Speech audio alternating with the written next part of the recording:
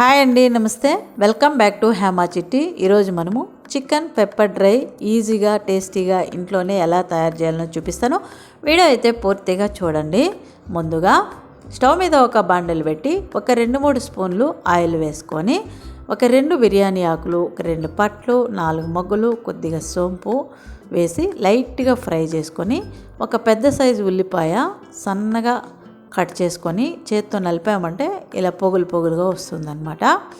ఇందులో వేసేసుకొని ఒక టేబుల్ స్పూను అల్లం వెల్లుల్లి పేస్ట్ కూడా వేసి బాగా ఫ్రై చేసుకుందాం. అల్లం వెల్లుల్లి పేస్టు పచ్చివాసన పోయేదాకా వేయించుకుందాం. ఉల్లిపాయ ఏం వేగక్కర్లేదండి. ఈ సైజు ఇలా పొగులు పొగులుగా ఉంటే చికెన్ పెప్పర్ డ్రైకి చాలా బాగుంటుంది. జాస్తి వేగక్కర్లేదు, ఉల్లిపాయ ఇంతే సరిపోతుంది.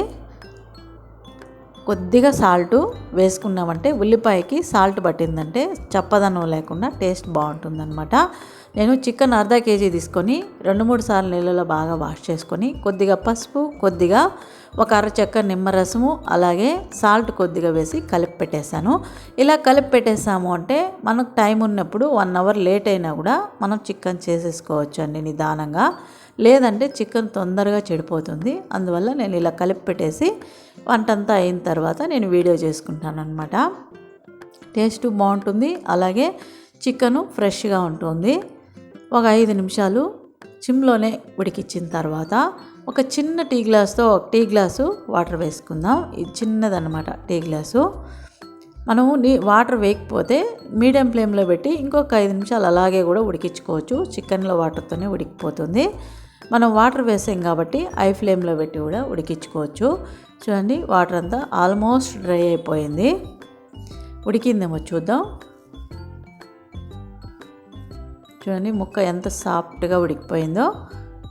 ఇప్పుడు మనం ఇందులో సాల్ట్ మనం ఆల్రెడీ నేను వేసానండి చికెన్లో, దానివల్ల చూసి వేసుకోండి. నేనైతే కొద్దిగా సాల్టు, ఒక 2 టేబుల్ స్పూన్లు పెప్పర్ వేసాను.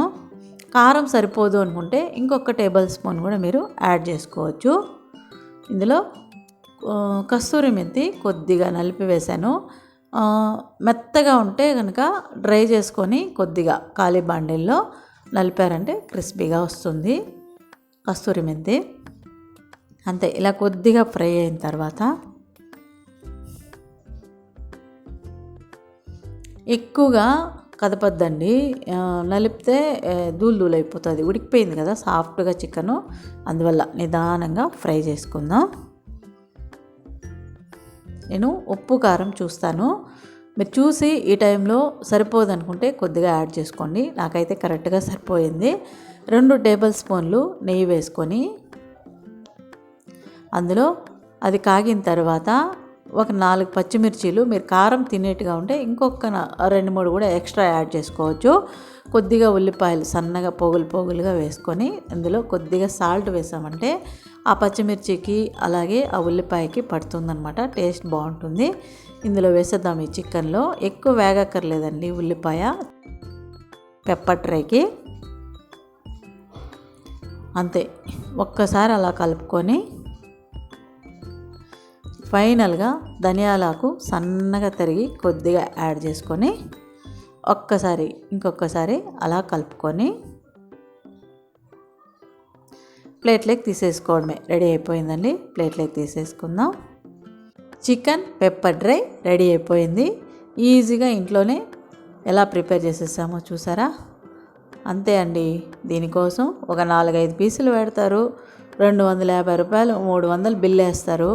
మనం ఇలా ఇంట్లోనే చేసేసుకున్నామంటే టేస్టీగా హెల్తీగా మనకు నచ్చిన ఆయిల్ వేసుకొని శుభ్రంగా క్లీన్ చేసుకొని వాళ్ళు 2-3 రోజులకు ముందు ఎప్పుడో కలిపి పెట్టేసి అది మెత్తగా అనిపిస్తుంది, కానీ మనకి అది ఎప్పుడో కలిపి పెట్టేసి ఉంటారు, అది ఎప్పుడో చేస్తారు.